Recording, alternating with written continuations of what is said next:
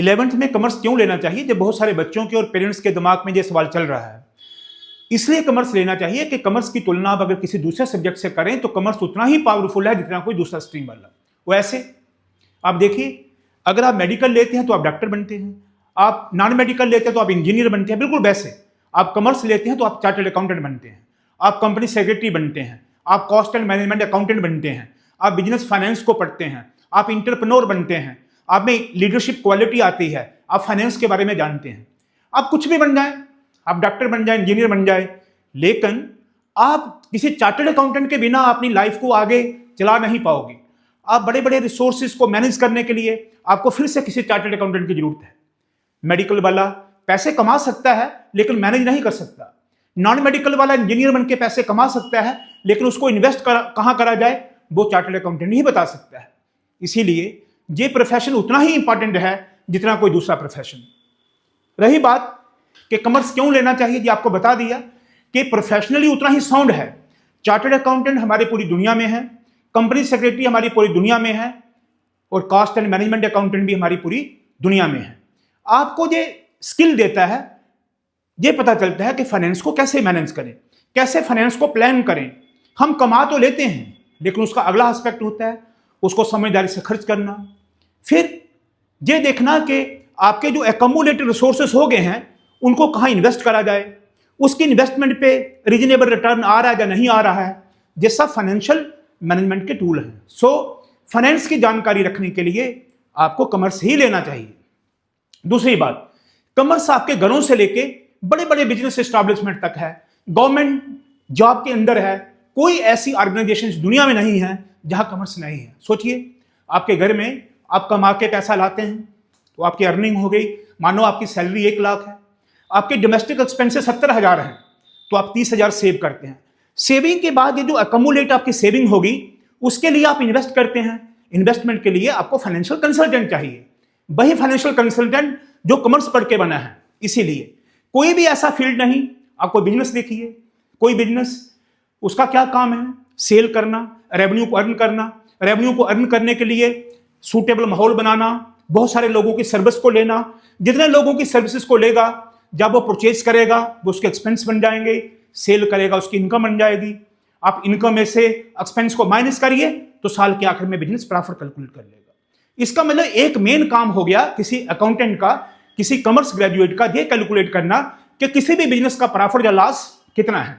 दूसरा आपको बताया कि आप एक्यूमुलेट सेविंग करें तो आप इन्वेस्टमेंट करोगे, तो इसका मतलब यह हिसाब रखना कि आपके एसेट कितने हैं, आपकी कुल संपत्ति कितनी है, उसके ऊपर आपके कर्ज कितने हैं, तो आपका अपना कैपिटल कितना है।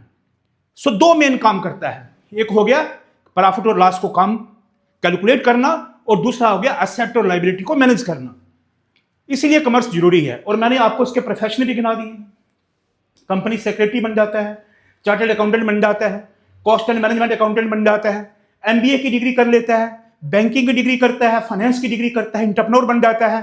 गवर्नमेंट जॉब के लिए कोई जरूरत नहीं है, जितना मर्जी आप बड़े से बड़ा गवर्नमेंट जॉब निकाल सकते हैं।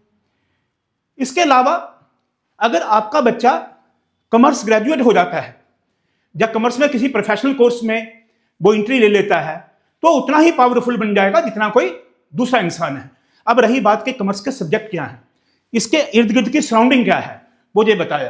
कॉमर्स में 3 आपके 11th में सब्जेक्ट है, अकाउंटेंसी, इकोनॉमिक्स और बिजनेस स्टडी। अकाउंटेंसी आपको सिखाएगी कि किसी ट्रांजेक्शन को जो एक्सचेंज होता है, एक्सचेंज मीन बिजनेस में चीजें खरीदी जाती हैं, चीजें बेची जाती हैं, उन ट्रांजेक्शन को कैसे रिकॉर्ड करना है। ये टेक्निकल नॉलेज है जो कॉमर्स का बच्चा ही कर सकता है। कोई दुकानदार है उसको कॉमर्स का कोई नॉलेज नहीं, वो अकाउंट मेंटेन नहीं कर सकता है। अकाउंट मेंटेन करने के लिए आपको टेक्निकल नॉलेज चाहिए और वो टेक्निकल नॉलेज आपको देता है अकाउंटेंसी। इकोनॉमिक्स आपको बताता है कि आपके रिसोर्सेज जो हैं उनको कैसे एफिशिएंटली इस्तेमाल करा जाए। आप 100 रुपया रोज का कमाते हैं, उन 100 रुपयों में आप अपनी जरूरतों को कैसे पूरा करें, ये इकोनॉमिक्स सिखाता है। How to utilise the money in such a manner that you could get everything out of it. Business studies ये आपको बताता है कि बिजनेस को कैसे मैनेज करना है, कैसे एडमिनिस्ट्रेशन चलाना है बिजनेस का।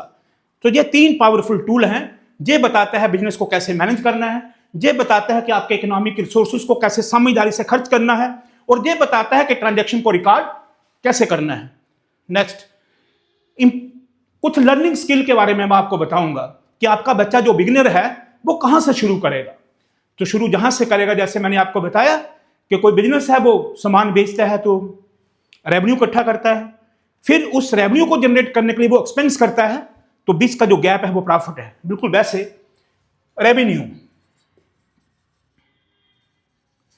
हो गया the source of income.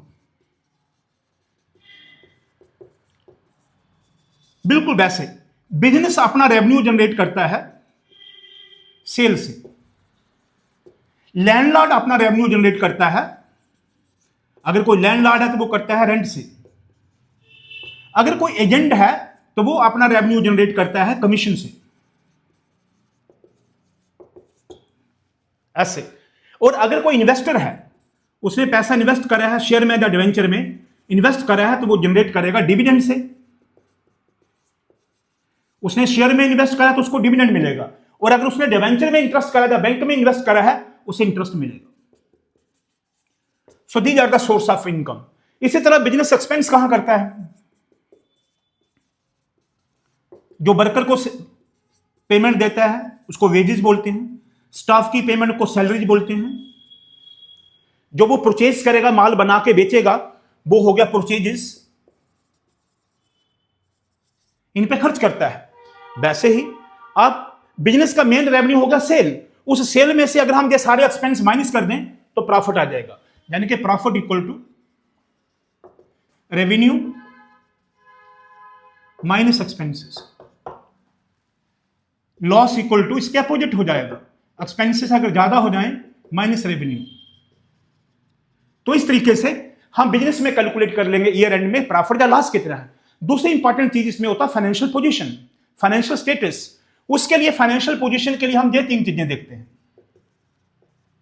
Financial position, business का फाइनेंशियल पोजीशन देखने के लिए आपको इन 3 चीजों का नॉलेज होता है। बिजनेस के एसेट्स कितने हैं? एसेट्स हो गया anything having some value is called asset, land, building, plant, machinery, सब एसेट। तो ये इसका रिकॉर्ड बनाता है, लैंड कितनी वैल्यू की है, बिल्डिंग कितने का है, प्लांट, फर्नीचर, सो ये सब कुल मिला के उसके एसेट बन जाएंगे। Number 2 liability. लाइबिलिटी हो गया डेट्स और बोरोड फंड्स। बिजनेस अपनी जरूरतें पूरी करने के लिए कहां से उधार लेता है। फिर हो गया capital, owners contribution in the business, contribution in the business. So ये बिजनेस की बेसिक टर्म है।